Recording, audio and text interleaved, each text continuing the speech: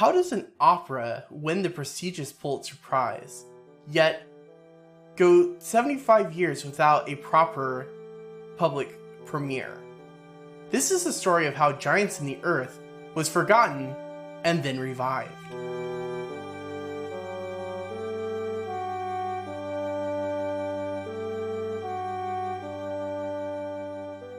Giants in the Earth is an opera by American composer Douglas Moore, the same Douglas Moore that has an opera foundation named after him, and is perhaps the second most important American opera composer after Giancarlo Menotti.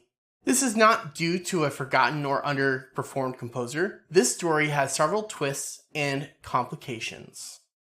Giants in the Earth started life as a book by the Norwegian-American author Ole Rovåg. This is a story about Norwegian immigrants who came to America to settle in the Dakota Territory.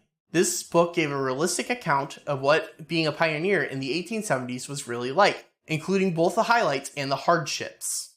The tragedies and the triumphs made for a compelling novel that is perfect to be set to a staged drama. According to Moore, he had been searching for a good story to write a new opera for 11 years at the time he began composing the opera. He partnered with Arnold Sundgaard to bring the opera to life. Sundgaard was also a Norwegian American and had studied at the same university as Rovåg. Sundgaard had worked as a librettist on several other operas, like Down with the Valley by Kurt Weill, before he worked with Moore. His job was to figure out which scenes best tell the story and generate the text sung by the vocalists.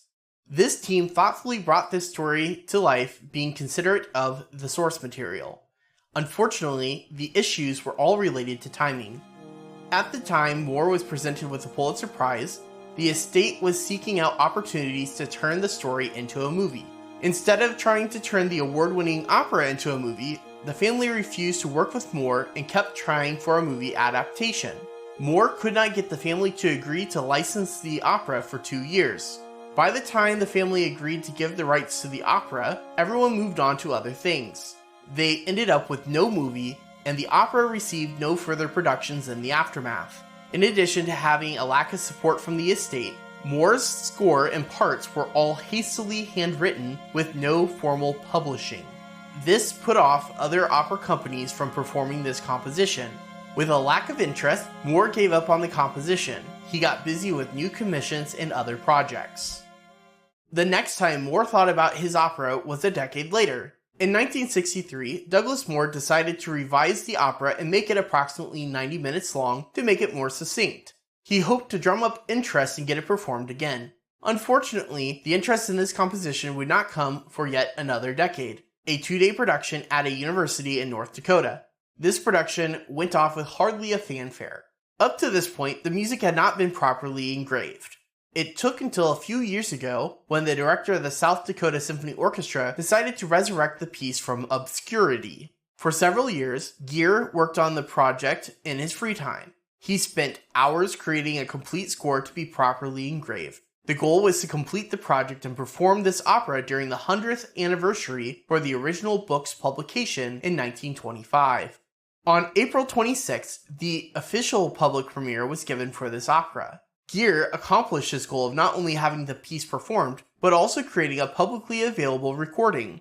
The recording will be made available in the fall of this year. The only thing more exciting than that is that I was there on opening night.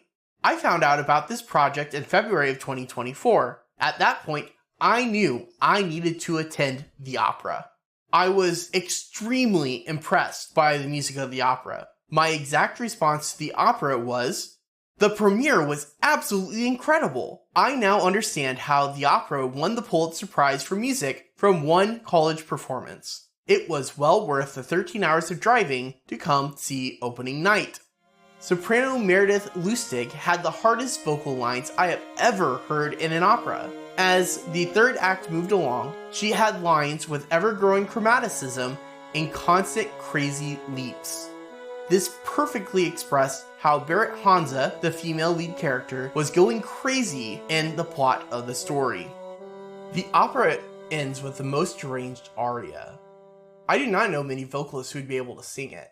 It is only because of her skill that the aria was delivered in such a beautiful and controlled manner. When Meredith came out to bow, the whole audience went crazy with their applause, and there was a minutes-long standing ovation for the director. You must keep an eye out for the recording that is coming out in the fall. I hope that other opera companies will take this distinctly American opera and perform it now that there will be a recording and properly engraved music.